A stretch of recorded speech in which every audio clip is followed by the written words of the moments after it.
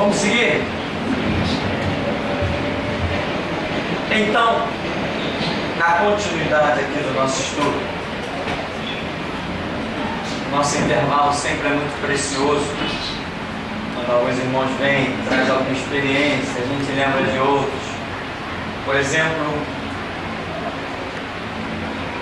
o Carlos estava falando sobre pessoas que já abandonaram, cristãos, né? Abandonaram a fé porque chegaram e se depararam com a teoria da evolução. Abandonaram a fé. Então, eu fiz questão de frisar aqui que existe a ciência verdadeira, existe a ciência mentirosa e existe a ciência equivocada. O que é equivocada? É aquilo que os cientistas acreditam ser verdade, que é sentido, mas não tem. Eles estão vivendo na sua ignorância científica. Porque a ciência não é uma situação que precisa de pesquisa, de estudo, de descobertas, de análises. Então eles podem estar vivendo uma ignorância, pensando que descobriram alguma coisa, mas na verdade não descobriram nada. Isso é o que mais se vê por aí, todo o tempo, né? Você vê a grande polêmica que existe a respeito do leite. Os cientistas dizem que pelo menos um copo de leite tem que ser tomado. Aí vem outro ramo de cientistas e diz assim, não, o ser humano não tem que tomar leite. Por quê? Porque observam como todos os animais, depois que crescem, nenhum deles mais toma leite. Depois que desmamou, que deixou a sua mãe, né? Não toma mais leite. Então nós, seres humanos, temos que nos comportar assim também. E está essa briga aí. É uma briga feia, né? Briga, argumentos. E constantemente eu vejo alguém dizendo que nós temos que tomar leite. Outros vêm e dizem que nós não temos que tomar leite. Quem já viu essa polêmica por aí? Aí, quanta gente já viu. Então, ciência. Não chegar à conclusão se o corpo do ser humano precisa ou não precisa de leite, uma coisa tão simples. Está aí essa briga até hoje, constantemente no rádio e constantemente na televisão, essa briga. Estou nem aí, amém? Eu não vou parar de tomar leite por causa de um, e nem vou deixar de tomar por causa do outro, e não quero nem saber. A gente tem que tocar a vida, tem que seguir o nosso curso. Ninguém provou nada de bem, ninguém provou nada de mal, uns provam que é ruim, outros provam que é bom. Nós temos que seguir, não podemos atentar para isso. Aquela velha história, você tem que comer a maçã com a casca. Toda a vitamina da maçã está na casca. Quem já ouviu isso? Será que a gente está lendo os mesmos jornais? Então, toda a vitamina da maçã está na casca, né? Dizem que a maçã é boa para a garganta, com a casca. E tantas outras coisas mais. É anti-inflamatório na casca da maçã. Aí vem outros e dizem assim, não, a maçã você não tem que comer com a casca. Ela arranha a garganta, ela causa... É um monte de... Meu irmão, eu vou comendo, eu vou bebendo, eu vou vivendo. Então, a ciência também possui seus equívocos. Né? O Carlos comentou comigo sobre uma situação de gente que se deparou com a teoria da evolução e abandonou a fé. Eu também soube de vários casos de pessoas que se depararam com a tal da teoria da evolução e abandonaram a sua fé. Me deparei com vários casos desse tipo. Então, onde está a verdade? Se a pessoa tem uma estrutura espiritual ou algumas informações prévias, antes de abandonar, ela vai primeiro na oração. Ela vai buscar uma resposta em Deus. E aí ela vai ter. Eu comento aqui muito sobre a questão dos OVNIs, né? Objeto voador não identificado. Quando eu me deparei com essa situação, eu ouvia muita coisa, eu não estava nem aí. Mas um dia eu vi um programa, acho que foi um Fantástico, eu vi um programa impressionante. Inclusive, nesse programa também mostrava aviões desaparecidos. Mostrou-se uma filmagem de uma situação e o avião sumiu, depois um outro avião foi lá, viu coisas, fotografou coisas e caiu também, mas tá tal da caixa preta, essas histórias todas, né? A caixa preta que mantém lá informações. Pegaram-se também a câmera, um rolo desse. E o Fantástico, se não me falha a memória, apresentou fotos inquestionáveis, apresentou áudio também inquestionável, inclusive áudio de um homem que havia sido morto, não tinha nenhum interesse em se promover, o camarada foi até morto. Nós também, aí eu tive aquele impacto, falei, isso tem que ter uma resposta, como já falei para os irmãos, se existe vida em outro planeta, como fica a redenção pelo sangue de Cristo?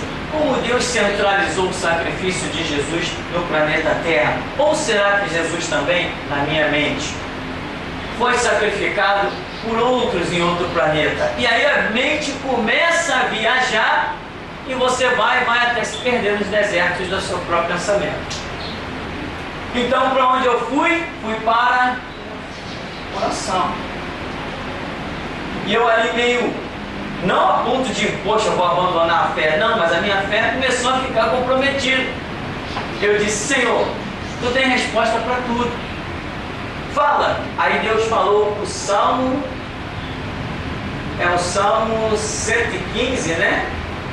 Versículo 16, se não me falha a memória, que diz, quando eu abri, a Bíblia estava fechada, quando eu abri assim, que eu olhei, minha vista caiu justamente lá. Os céus são os céus do Senhor, mas a terra deu Ele aos filhos dos homens. Junto com essa leitura veio uma unção, veio um impacto, veio uma voz, veio um mover, veio um monte de coisa em que eu tenho hoje absoluta certeza. Vida somente sobre o planeta Terra. E não adianta, pode o marciano descer do seu disco voador ali na Praça 11. Não me interessa. Posso encontrar o marciano fazendo compra no shopping. Tá entendendo? Mas não vai contar comigo, vai contar com as irmãs aí, né? Não tem essa. Não quero saber se vai passar um marciano no teco-teco. Não me interessa. Porque eu recebi uma revelação. E esta revelação, que vem de dentro para fora, ela é muito forte. Nada que venha de fora dos meus sentidos para dentro vai superar ela. Se o marciano passar aí, bom dia para mim, ou bom dia para ele. Mas ele não existe. Então, quer resposta? Tem que ir para a oração. Agora, isso que foi uma revelação para mim, pode não ser para você. Os céus são os céus do Senhor, mas a terra deu Ele aos filhos dos homens. Porque quando isso foi revelado a mim, não veio só essas palavras. Veio outras vozes. Veio um mover espiritual. Veio uma unção. Veio uma coisa sobrenatural sobre mim, para que eu pudesse entender o que Deus estava falando ali. Então, eu afirmo, vida em outro planeta, só em Hollywood. Hollywood tem muito. Filmes milionários aí. Então, meu,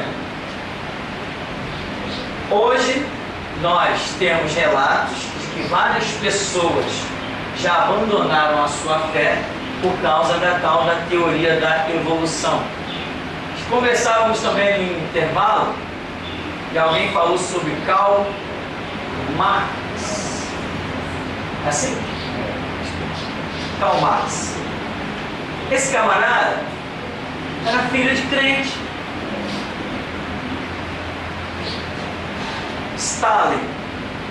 Como é o nome dele? É o meu nome, o primeiro nome dele. Joseph Stalin. Joseph. Talvez seja porque justamente os pais dele também eram crentes. Esses homens usaram muito do argumento da tal da teoria da evolução.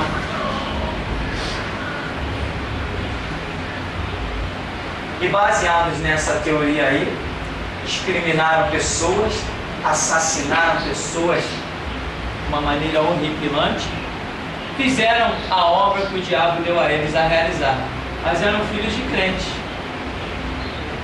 Hoje, na União Soviética, na Rússia, teoria da evolução e outros conceitos antibíblicos são mais desenvolvidos. Lá na Rússia eles têm uma ciência que me foge à memória, em que eles simplesmente provam através dessa ciência, imagina, provam, né?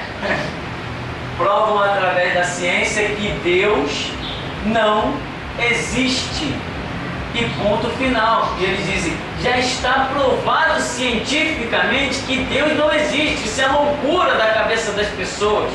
Religião enfim, a patetice, a palhaçada, porque eles provam, não sei como, mas provam que Deus não existe. Será que estas provas sobreviveriam diante das nossas perguntas? Mas para muitos jovens, uma massa de jovens russos, uma massa de jovens comunistas de um modo geral, simplesmente está provado que Deus não existe. Acabou a história. Mas faltou a pergunta aqui de outros cientistas.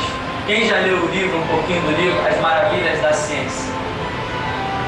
As pessoas já leram, nós temos esse livro aí. São cientistas cristãos mostrando coisas fabulosas, coisas maravilhosas, tanto a nível de história quanto descobertas, uma coisa tremenda. Então, a falsa ciência ou a ciência equivocada, ela não sobrevive às indagações nossas, que somos teólogos. Então, por isso eu disse e concluo: existe a ciência verdadeira? Sim, porque é fruto de pesquisas e descobertas. Afinal de contas, a lâmpada está aí, o rádio está aí, a televisão está aí, o computador está aí, isso é ciência. Os antibióticos estão aí, né? E tantas outras coisas. Existe a ciência verdadeira, existe a ciência mentirosa, é aquela em que a pessoa sabe que está levando adiante uma mentira, mas ela tem muito lucro. Ela tem lucro em preleções, ela tem lucro em livros escritos, ela tem lucro em que colégios inteiros adotam o livro daquele camarada, redes inteiras de colégios. Então ele vende muito livro, ele enriquece, então ele sustenta aquela mentira. Existe a ciência mentirosa e existe a ciência equivocada. Então, nós cristãos nunca nos deparamos com uma informação e dizemos é verdade. Só depois de uma oração em que Deus falar é verdade, aí sim, é verdade. Ah, mas eu vi, não importa, eu também já vi. Eu vi uma nave espacial imensa. Eu vi uma nave espacial enorme. A questão é que as pessoas também viram, só que não sabem o que viram. E foi nessa situação que eu comecei a viver, que eu fui para a oração e descobri coisas tremendas, maravilhosas. Eu li um livro escrito por um cientista da NASA, e ali tinha informações preciosíssimas. Nunca mais vi esse livro, nunca mais ouvi falar. Alguém me emprestou. Vou te emprestar um livro que você vai gostar. Quando eu li aquilo, eu falei, vou ler. informações preciosíssimas de um cientista da NASA. E não era cristão, apenas relatou coisas. E ali eu tive respostas. Então eu vi uma nave espacial, algo luminoso, fantástico. Mas eu percebi naquele momento em que eu vi, cerca de 5 segundos em que eu olhei aquela nave, eu percebi, por exemplo, aqui passa constantemente avião. Dá para você ver que quando o avião está na sua trajetória, dá para você perceber que o voo do avião está sofrendo uma resistência do ar. Você percebe que ali há um choque. Você percebe. E esta nave que eu vi não tinha choque.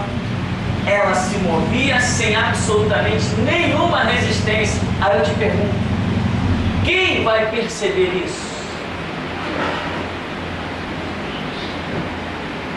Então são essas coisas que fazem a diferença.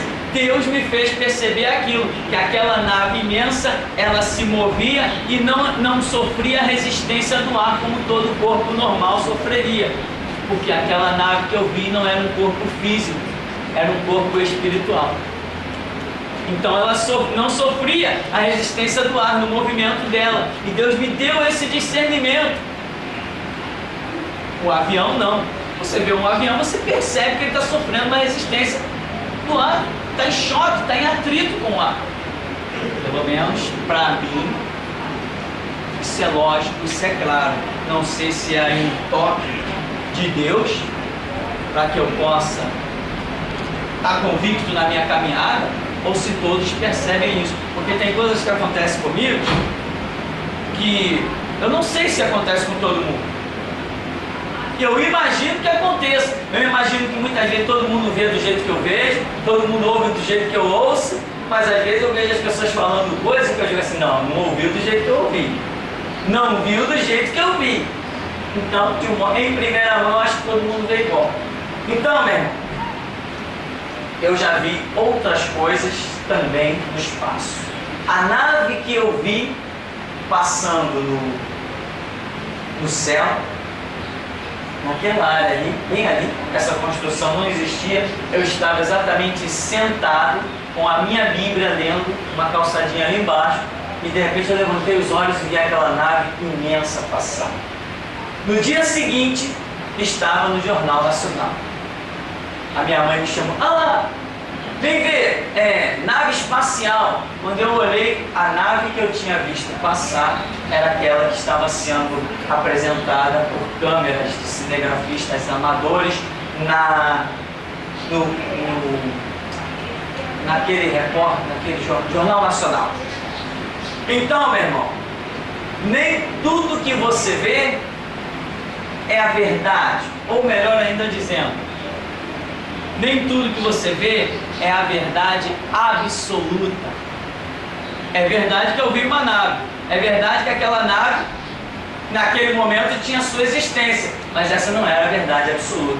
Outra coisa, já que eu falei desse negócio, deixa só mais essa informação para você. Outra coisa que eu li no livro escrito pelo cientista da NASA, era até um livro fino, ele dizia que no radar, quando se detectava esses corpos estranhos,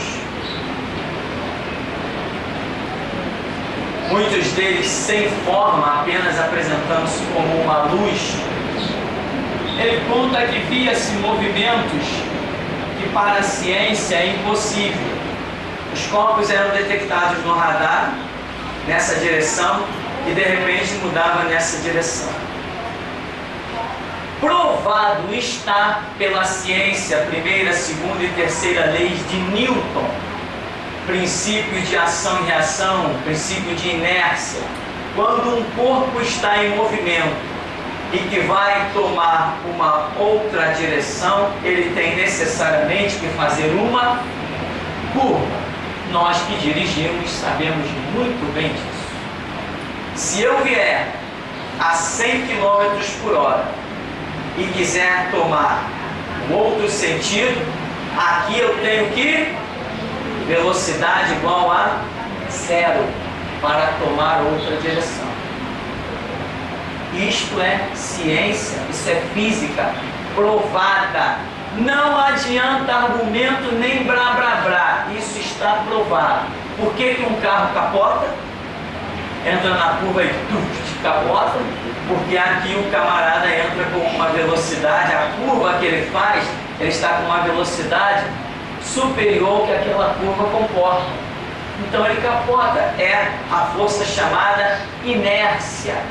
O carro vem numa velocidade de 100 km por hora, quando ele vira o volante, esta força, essa inércia ainda impele ele para o mesmo sentido, ele está querendo ir para o outro. Mas existe uma força no nosso corpo chamada inércia. Ela é uma força acumulativa até que você tenha a sua velocidade reduzida a zero. Os corpos celestiais, os corpos detectados pelo radar da NASA, eles vinham em 100 km por hora e tomavam esse trajeto em 100 km por hora. Aqui no ponto, no vértice da sua velocidade, eles continuavam em 100 km por hora. Impossível para um corpo que tenha massa. Ou seja, o que é massa? Aquilo que você pode pegar. Impossível para um corpo que tenha massa. Isso foi detectado e estava escrito no livro escrito por esse cientista da NASA, em que os corpos celestes, ele dizia, tem uma particularidade desses corpos: eles mudam de direção, vão para onde quer, sem nenhuma redução de velocidade. Por quê? Porque não são corpos físicos, são corpos espirituais. E sendo corpos espirituais, não estão sujeitos às leis universais da física que regem o planeta Terra. Isso é uma informação preciosa. E por isso também que a nave que eu vi, ela se movia sem que nada lhe oferecesse resistência. Era realmente um corpo espiritual. Mas vamos deixar essa história de espaçonave para lá. Se alguém quiser ir até a Lua, eu estou vendendo ticket.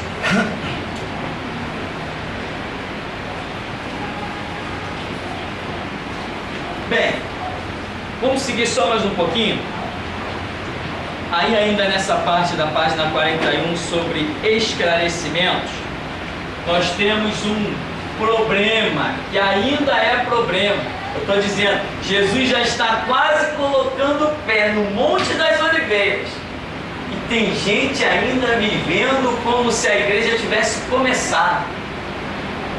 Tem Bíblia na mão há anos, enciclopédia, chave bíblica, dicionário bíblico.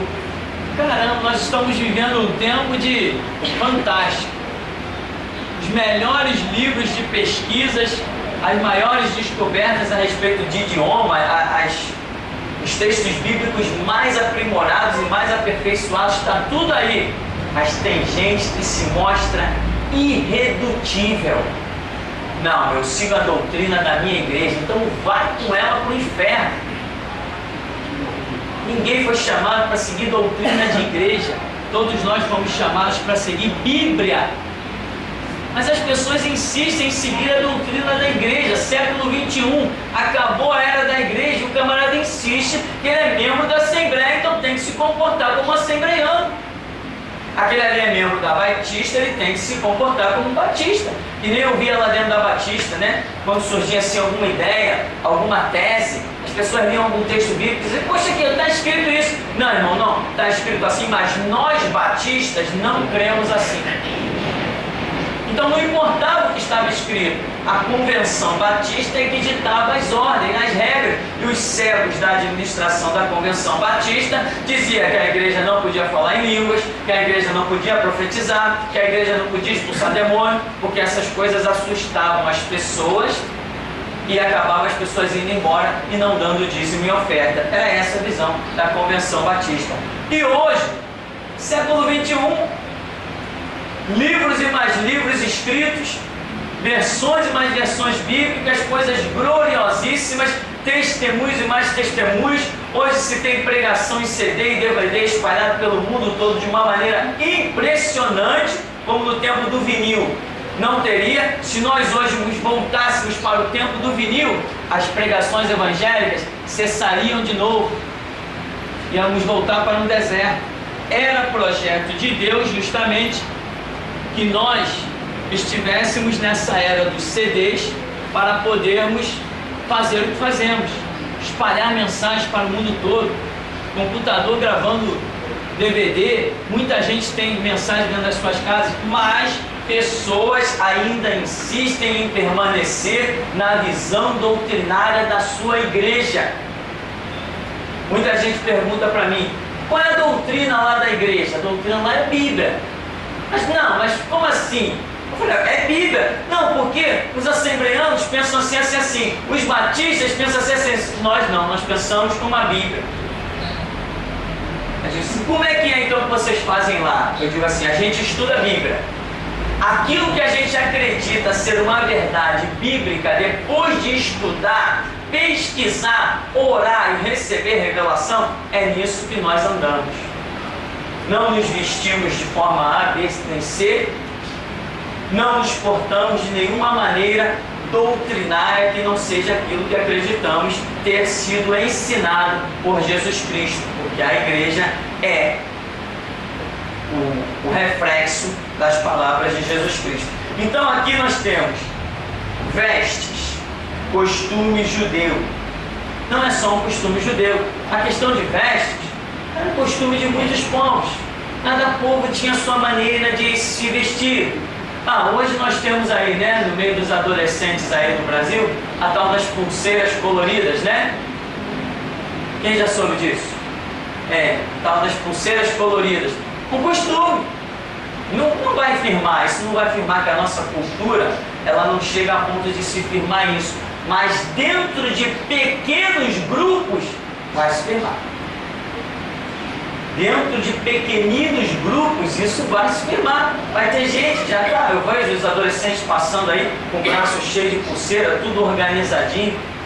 Grupos de jovens, adolescentes homossexuais, meninas novas de 15, 16 anos, que a gente com a experiência de vida que tem, já vê, já estão envolvidos na prostituição. Meninas de 13 anos com o corpo todo tatuado, piercing e tudo mais, estão passando aqui pela rua, não sei se tem um grupo que mora aqui para baixo. Então, dentro de pequenos grupos, certas coisas vão se firmar sim. Agora, como um todo na nossa sociedade, ela é muito misturada, muito miscigenada e não dá para certas coisas se firmar. Agora, esse negócio das vestes, com as suas particularidades, é um costume de todos os povos.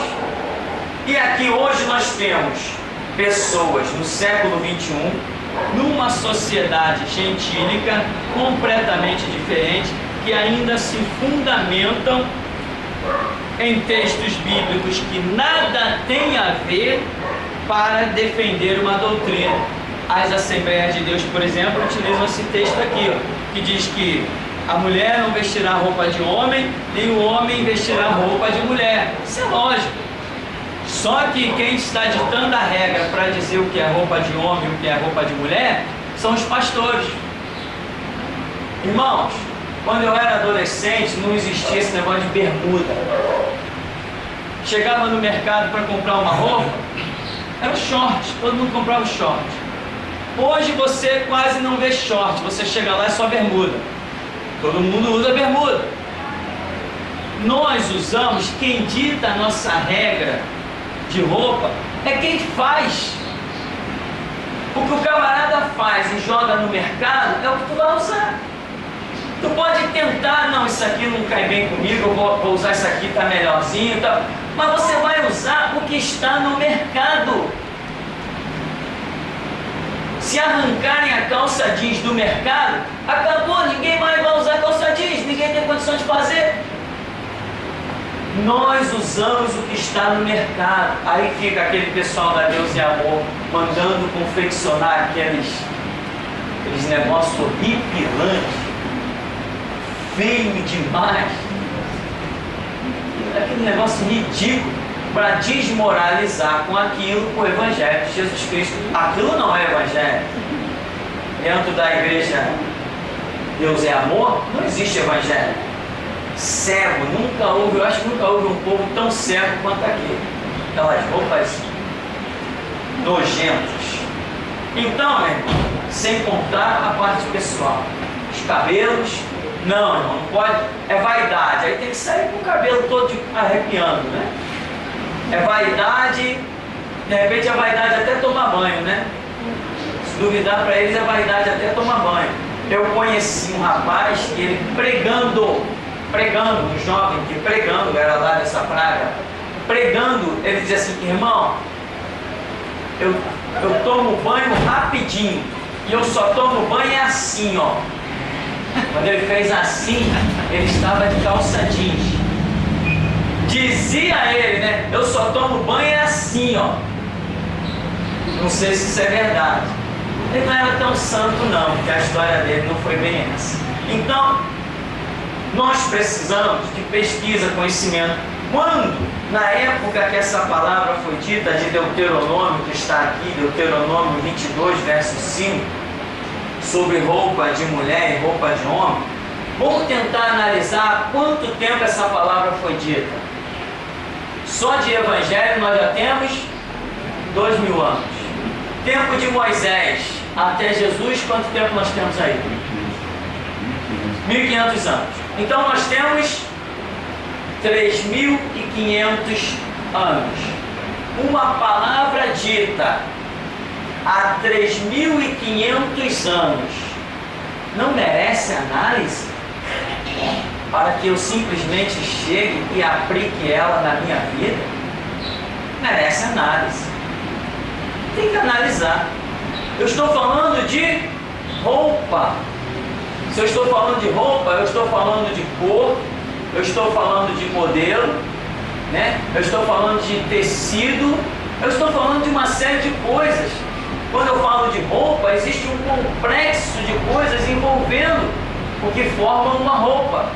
E lá, os estudiosos dizem que isso aqui se referia exclusivamente às cores, porque as roupas eram todas uma só, e muitas vezes não era nem roupa, era um lençol que era enrolado no corpo. As pessoas não existia máquina de costura, não existia tesoura.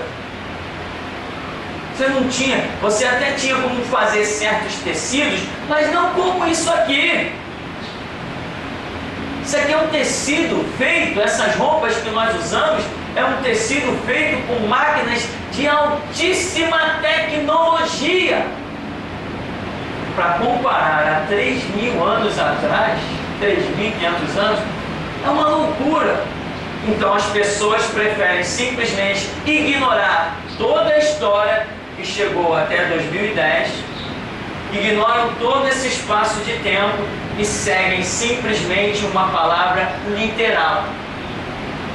Quando Deus, na verdade, realmente disse isso, disse para a nação de Israel. Então o que nós temos que pegar? O princípio aqui contido: homem não usará roupa de mulher. Tá, aqui estava se falando das cores, só das cores, porque os modelos eram iguais. E dizem os estudiosos, os arqueólogos, que as cores escuras eram para as mulheres e as cores claras eram para os homens. Ainda tem o detalhe de você analisar há 3.500 anos o que era uma roupa escura e o que era uma roupa clara. Porque cores intermediárias como nós temos hoje, o que nós chamamos de verde escuro, não existia lá. Então, o que seriam realmente essas roupas escuras e essas roupas claras? Ainda tem essa história toda para ser analisada. Eu estou dizendo isso para que se veja o quanto as pessoas são ignorantes, tem muita pressa em tomar certas atitudes, quando na verdade não teve nem sequer um momento de análise, não parou para pensar. Hoje, jogadores de futebol não podem se converter em certas igrejas, porque não pode vestir shorts para jogar futebol. Jogadores de vôlei não podem se converter, né? Inclusive já ouvi coisas: não, se converter tem que abandonar o esporte. E já conheci casos de pessoas que se converteram e abandonaram o esporte. Depois que a mente abriu, que o entendimento, a lucidez funcionou, abandonou a igreja de novo, foi para outra igreja e voltou para o esporte. Coisas que não necessitariam acontecer. Então, se aqui está dizendo que homem e mulher não podem usar a mesma roupa, e nós vimos que existia uma diferença, hoje nós não temos essa diferença em cores. Tanto homem quanto mulher usa roupa vermelha, usa até roupa rosa, né? Você já viu? Aí, camisa de moda. Tá vendo? Não é uma camisa rosa, um rosa claro? Não chama atenção, ninguém olha e diz assim, poxa, essa camisa é uma camisa feminina. Não é uma camisa feminina. Por quê? Porque a cultura que nós vivemos, aquele modelo, enfim, não taxa a coisa dessa maneira. Então não posso pegar a palavra de 3.500 anos atrás e aplicar nos nossos dias, simplesmente acabou a história. Existe um princípio de diferença, e esse princípio é o que nós consideramos. Hoje, o princípio já não é mais considerado em cores. Por exemplo, você já viu um homem de sapato alto? Não, né? Um homem mesmo? Não dá, né? Já usou, irmão? Não. Já usou um? Não? Então, um homem de sapato alto, por quê? É uma questão cultural e muito lógica, né?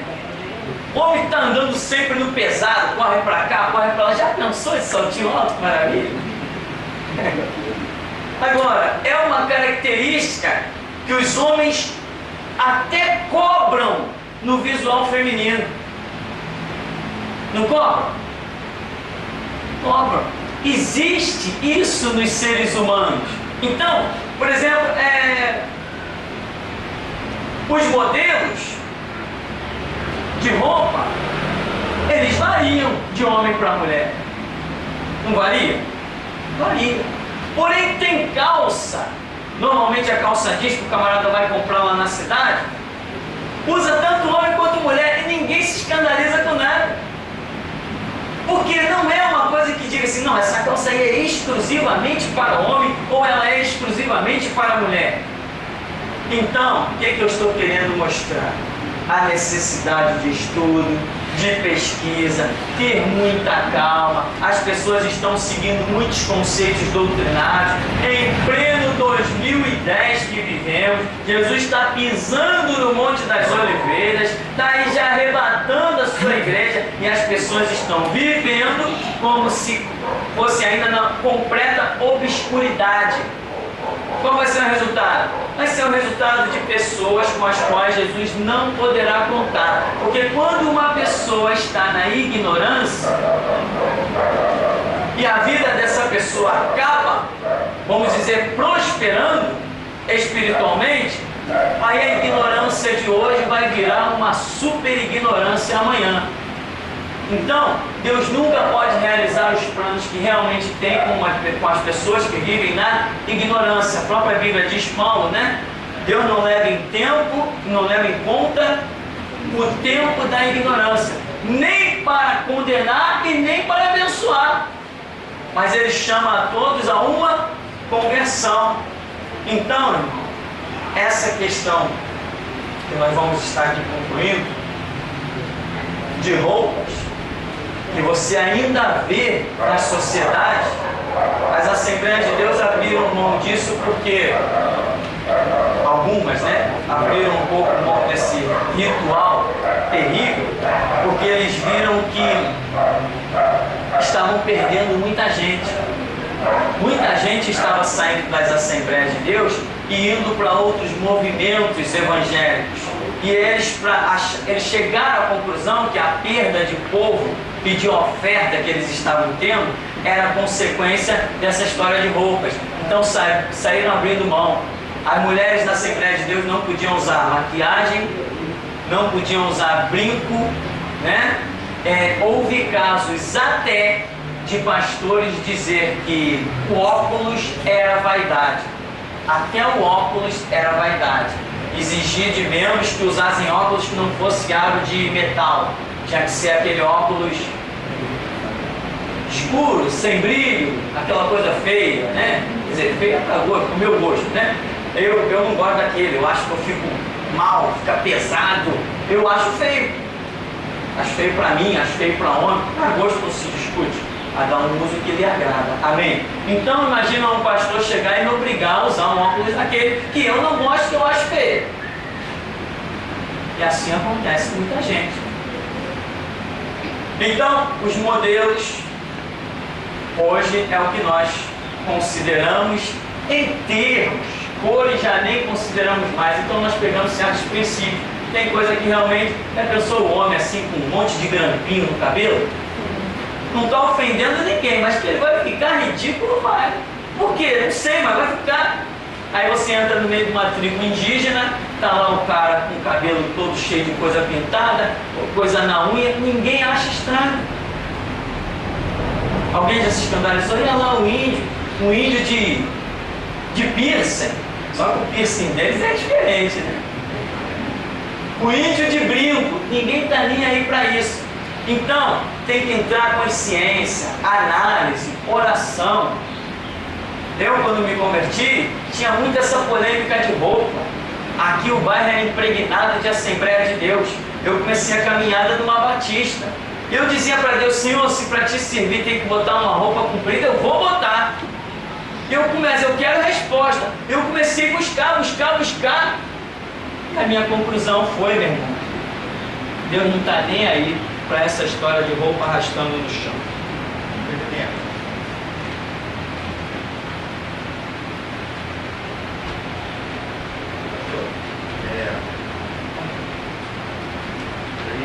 Essas pessoas, principalmente de antigamente, entendeu? Quando entendeu? Desde pequenos, esse é uma coisa muito enraizada das pessoas. E até para você falar com essas pessoas é difícil. Você fala, entendeu? Mas eles não conseguem entender porque isso já vem de muitos anos. Deus assim mesmo, Deus fala com essas pessoas, não é? Essas pessoas, existe esse detalhe dessas pessoas, né? A pessoa viveu naquela doutrina há 30 anos, há 40 anos, naquela visão fechada. Hoje você chega para conversar, quando você abre a boca, não quero nem ouvir. A minha doutrina é a minha doutrina, a minha igreja. Você nem argumentou, nem falou nada. Como, por exemplo, uma senhora que morava aqui perto, que ela usava o tal do véuzinho na cabeça. Usava aquele véuzinho na cabeça e dizia assim, ninguém me prova que a minha doutrina do véu é errada. Eu disse assim, eu lhe provo em 5 minutos, quer me ouvir? Não, por favor, pelo amor de Deus, não me prova não.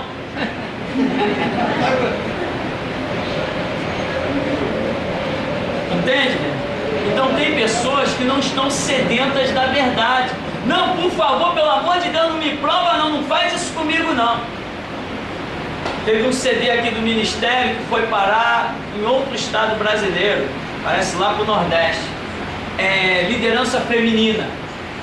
Quando a mulher botou no som, que eu só comecei, a mulher conta que a mulher levantou desesperada, desligou o som, não quero ouvir não. Se eu estiver errado, deixa eu ficar errado, eu não quero ouvir não. Ela sentiu, né? Tem um camarada em Minas que ele não aceitou o ministério, está lá, tinha um grande plano de Deus na vida dele, não tem mais, não aceitou o ministério da restauração, está lá desviado, rodando na sua vida secular, e ele já falou assim, não pode ouvir muito esse pastor Tupirani não, porque quem ouve muito ele acaba ficando igual a ele. Ele reconheceu que a força das palavras e a unção é muito forte. Ele diz, não pode ouvir muito esse cara, quem ouvir muito ele me odeia, ele me detesta. Mas ele já confessou, se eu me ouvir demais, acaba ficando igual a mim. Então ele reconheceu que as palavras são coerentes, que tem sentido. Se eu estivesse falando besteira, qualquer um poderia me ouvir, mas ele reconheceu. Então tem pessoas que não querem nem ser provadas do erro que estão caminhando. Agora, Deus conta com essas pessoas, é aquilo que eu estava falando sobre o tempo da ignorância. Conta, Deus tem um projeto de 100%, conta 0,5%, conta 1%, 1,5%, conta, pode contar. Agora, a pessoa vai sempre viver na migalha. Por exemplo, se uma pessoa dessa tem uma maldição na vida dela, ela vai morrer com a maldição na vida dela. Ela nunca vai experimentar o que é uma vida abundante, porque ela ainda está em algum ponto prisioneira. E naquele ponto onde ela não é liberta, Deus não está atuando. E a libertação dela depende dela, de se entregar, de pesquisar, de buscar, de ouvir, de analisar. Ela não quer ouvir. E nem a dona que me disse, não, por favor, não me prova não, deixa eu continuar usando meu véuzinho. Pelo amor de Deus, não me prova não. Hoje, depois de ter 3 filhos na igreja, hoje tem 3 filhos desviados. E ela, mais um. Porque não quer a verdade.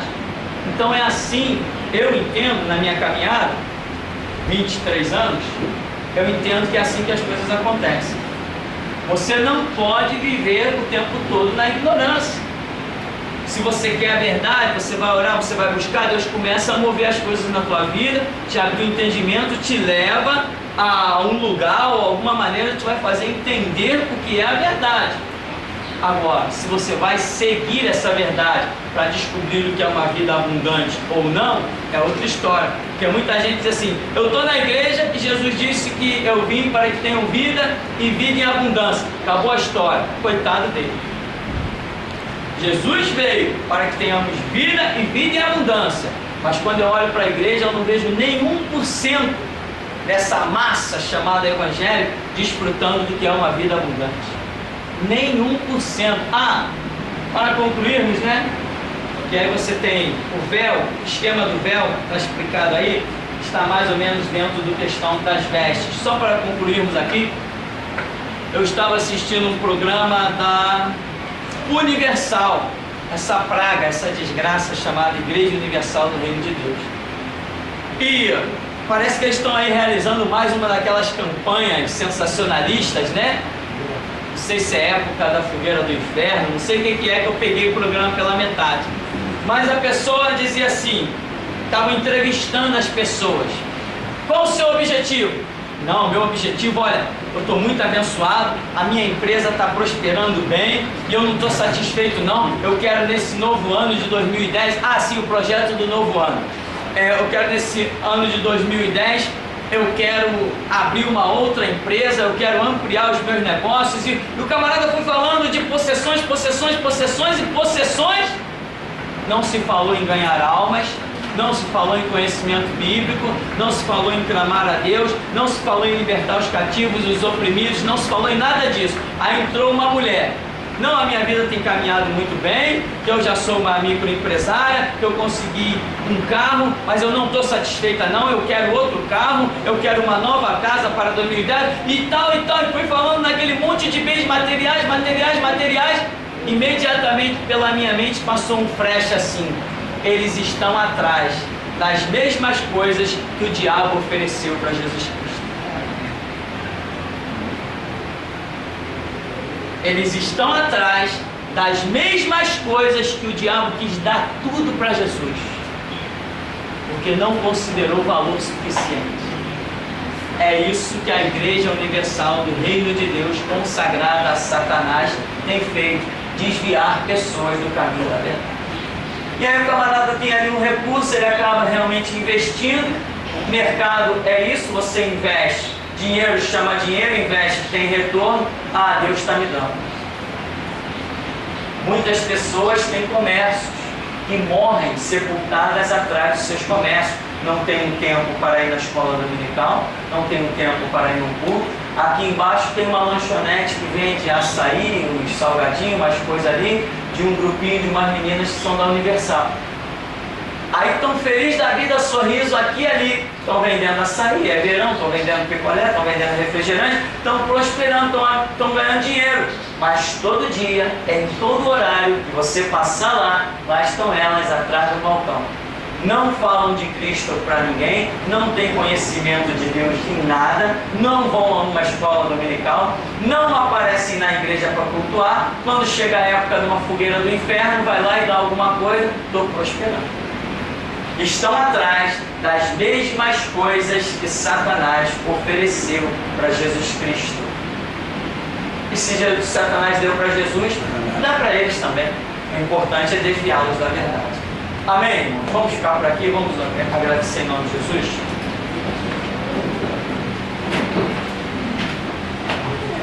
Amado Deus, Pai querido, nós te glorificamos nesta hora, nesta manhã, ó Deus, em que cremos que a Tua graça, a Tua compaixão, a Tua benevolência, as Tuas misericórdias que se renovam a cada manhã, têm sido para conosco, ó Deus. Uma palavra, Senhor, que abre o nosso entendimento, nós te glorificamos, porque pela falta dela muitos têm caído, muitos têm, ó Deus, sido prostrados, muitos têm corrido em busca de tesouros que não são os Teus tesouros, ó Deus. Muitos têm ajuntado na terra, mas não têm ajuntado no céu. Muitos não têm conhecimento da Tua palavra, Deus. Ajuntai aonde a traça e a ferrugem não consomem, nem os ladrões não minam e roubam. Mas muitos não têm tido entendimento, conhecimento da Tua palavra. E brevemente, Senhor, eles perecerão. Quer ao passarem pela morte, quer quando Tu chamares a Tua igreja. Eles permanecerão do jeito que estão. Por isso, Deus, com a Tua misericórdia nós te damos graça, com humildade nós te damos graça nesta manhã, pois reconhecemos que grandes coisas fez o Senhor por nós e por isso estamos alegres. Quão grandes coisas fez o Senhor por nós e por isso estamos alegres, Senhor. Obrigado pela libertação, Senhor.